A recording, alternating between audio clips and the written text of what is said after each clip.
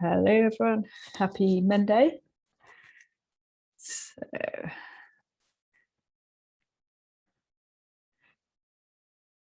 So final week of the release management shift. Who would like to talk to us about MTTP?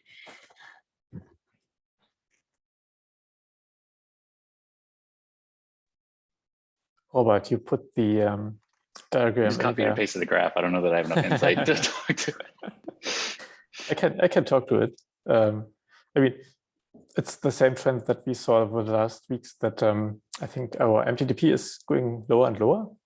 And the main reason why that is, I think, is because we are really good at each day to deploy 5 times to production.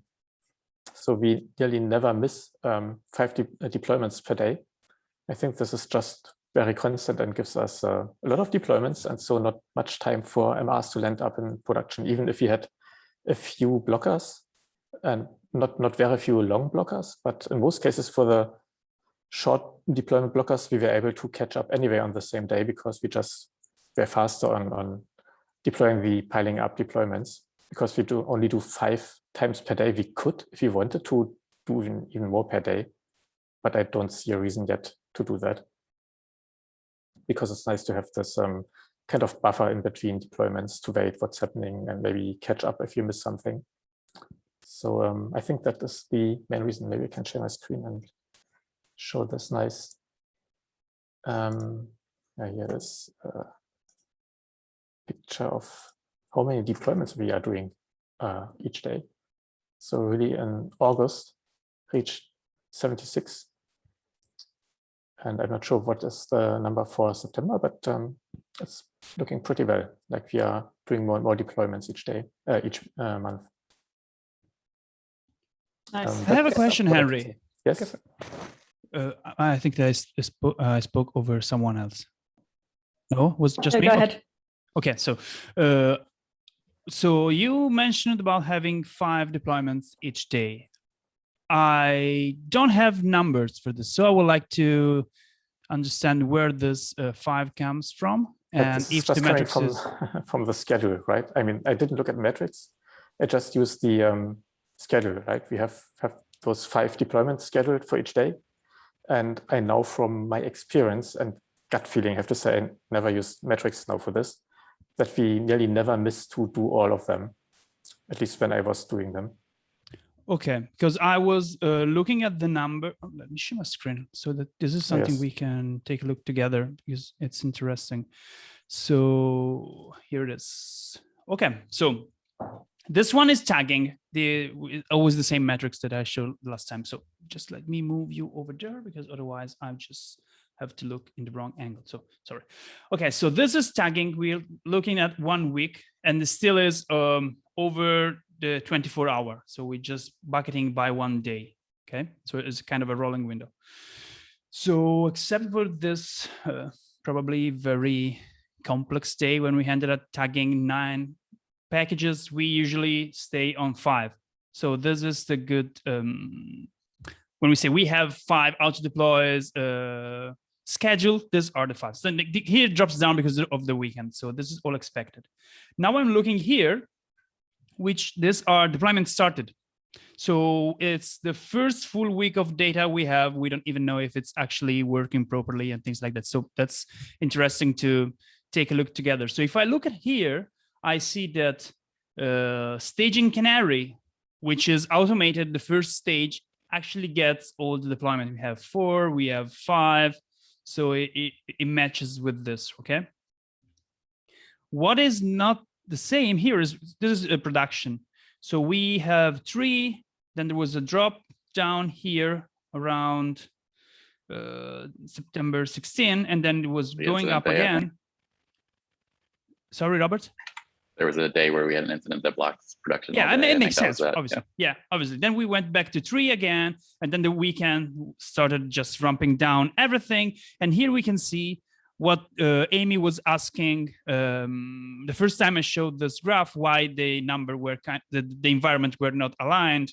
And if we can we zoom in? I don't know. No, I have to do it this way, which is in the other direction, actually. Yeah.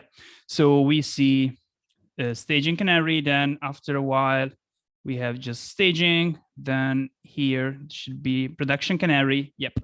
And here. So from here to here, then we have production. So they are kind of delayed, right? So this is why I was asking about the 5 deployments a day, because here we counted 3 ranging up and down. I mean, I think it's a good number. So I'm not just, but I wanted to just check if it was just your impression, or just to say I promoted everything in my shift. So in my view, we are promoting every packages, or if you actually had some data points, we say, no, we deployed 5 times that day. Maybe so, I did words too strongly. So I didn't want to say we always deployed 5, but in most cases, I think we managed to get all scheduled deployments through. Apparently, of course, sometimes we didn't because of timing or blockers. But I think in general, we reached the 5 deployments each week, each day. But of course, not every day. Okay.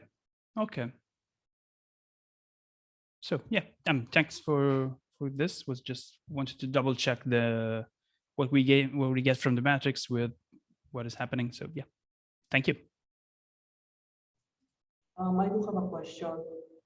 Should the goal be to deploy all the packages to all the environments, or having 3 out of 5 is a good measure for us right now? Do we really care? I mean, I think we should look at the deployment SLO and MTTP. So because there's a trade-off between also doing things that are, say, safe for GitLab.com, right? So I don't want anyone in the team to just working late just to meet the extra deployment, or just starting a production deployment where they are absolutely tired and have no energy for following with consequences of that deployment. So if with 3 promotion, we get the good MTTP. I mean, I see. So I would not consider a goal in deploying everything. Yeah, I think that's a good point. We could absolutely lower MTTP down if you will work twice like long. If you wanted to do that, MTTP could be like half, but it's not a good strategy, right? Like it's not what we want to do to scale up. So let's use the metrics as our guide, and then focus on like tooling and rollbacks and things to actually adjust those numbers. I have a question. Alessio, the metrics you were showcasing, do we plan to push those into one of our delivery dashboards that we have? Yeah, Ruben is working on, there's an issue for that. So yeah. Yeah, Ruben started thinking about, there'll be a bigger rollbacks dashboard to capture this stuff, and also rollbacks when they're happening, and all kinds of other things that we probably haven't got yet. Yeah, we were talking about rollbacks because these are the founding stone for finding the ratio between how many packages, how many deployment, and how many of this are rollbackable. That's why we discuss this metrics, even if you're more general in the context of the rollback.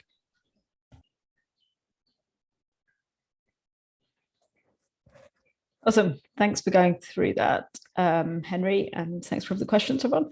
I am just going to skim through the announcements. The ones I want to just particularly highlight are, please make sure you get your family and friends days or a substitute day into Roots. And announcements are not numbered. That's annoying. On this one that I'm highlighting, I will hijack the Delivery Weekly invite on the 4th and put in a coffee chat so we can all chat with Ahmad. And just because I know that he didn't meet any of you lot to an interview, obviously you all haven't met him either. So just be an informal chat. Come along if you want to come along. It's not mandatory, of course, but I'll send you a separate invite so that we have the shared Zoom there. Cool. So on to discussion points. On Thursday, we've changed release managers. So well done, Henry and Robert, completing your shift. what I wanted to just check in on as we roll out and switch rotor is, are you all happy with this sort of rough set of priorities for projects? Is there anything else, particularly I think because we've opened up so many new issues recently, we've got lots of kind of suggestions for improving tooling. So are there any adjustments that people would like to make to move us away from a kind of rough goal of registry, pages, rollbacks, and then recovering the Helm logs, which is what Graham's mostly working on? I'm curious about the Nginx ingress that recently popped into conversation. Henry, do you want to take that? Yeah, so I talked with Amy today about this, and we thought that might be a good thing to pick up next when I'm back from my 2 days out of office. So basically in a week, at least for looking into removing Nginx from API, if this is what you are talking about. Okay, yeah. So I would try to tackle this one and come back to you with questions probably.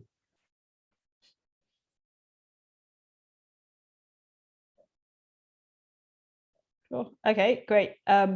I will put in a team kind of updatey thing in Slack later on today, but it's roughly going to be around this sort of priority list. So if people have suggestions and things in the next few days, then please just give me a shout. Myra, over to you.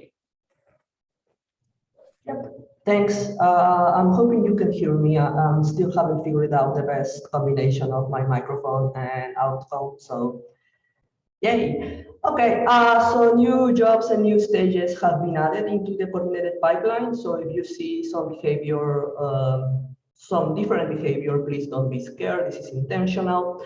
Right now, we added 2 more jobs, one for sending a notification when the deployment starts and another one when it ends. For testing purposes, we are sending the notification to other channel. And later on, since this is all included into the single pipeline coordination job phase 2, I think we are going to continue moving some items like the Q&A and the tracking. And that's it. Does anyone have a question? Was it a straight shift and lift? Are there any differences in the notifications? There shouldn't be. No, there shouldn't be. We just removed like the runbook link failure that appears when a deployment fails, but it can be added if someone missed that link or if you think it is useful. Oh, great, nice work. Is that the thing that we merged this morning, Myra? The one about sending? So there is also another difference, which I opened a follow-up issue for that, which is basically if something failed and then you retry, you don't get the successful notification. So it's something to be aware of because it's the same job. In the old configuration, we used to have 2 separate jobs, and basically you always get only one of them. So only the first failure and then the first success. So that the first success usually don't have a second success because you move on, but failures can be more than one. And we didn't have more than one failure before. We don't have now, but now we also don't have a success after a failure as a notification. So it's very easy to fix, but I was kind of delaying that merge request for too long. So I said, just let's try this thing out and we can quickly fix this. So I don't know if you already started working on it, Myra, or if you saw my issue, but I was just want to pinpoint if someone get confused by not seeing the successful notification. And not getting a second failure notification if we retry it and fails again, that's something we can't do because of the product, right? That's not there's no way to around that. Yeah, that's a shame. That one definitely catches me out at times. I think we need something like a rearmable job when you say if something before this, there is a dependency, restart, then rearm all the pending jobs like we do for failure, right? So the tricky part, maybe, okay, I just had a bold moment here, which is maybe if we fail the job, it will work. So the notification job for a failure is a success job. So because of that, it gets never retried. But if it failed, maybe it will get, we have to test this, will get restarted when you retry the dependency from it that triggered it. Not sure, but it's worth testing. I like this idea, sir.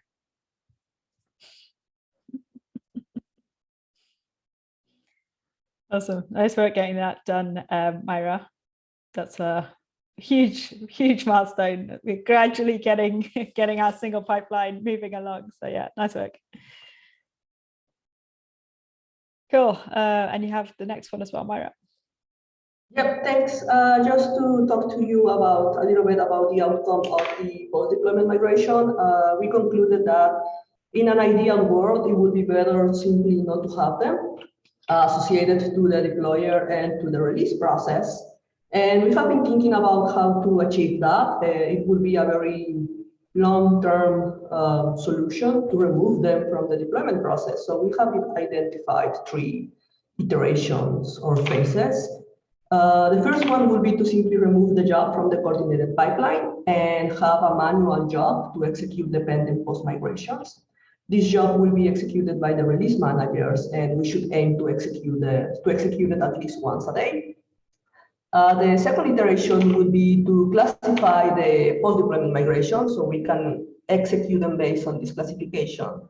Some examples would be to execute the background migrations perhaps every 3 days or at the end of the week, then to execute the schema changes, adding columns, removing columns every day, and perhaps also the data migrations, depending on the duration, we can execute them every day or at the end of the week, or perhaps on longer batches, like at the end of the release. And then once we have that information, we could work towards removing them, or the word remove is kind of a destructive one. It will be more like replacing them with a feature that is embedded into GitLab.com and remove them from the coordinated pipeline or from the deployer process. So these are very high-level steps that I plan to post a comment with those earlier during this week. And that's it. Your cat is distracting me so bad, Scarlett. So yay. Knocking over a microphone. Do you want to verbalize, Alessio? Sure. Yeah.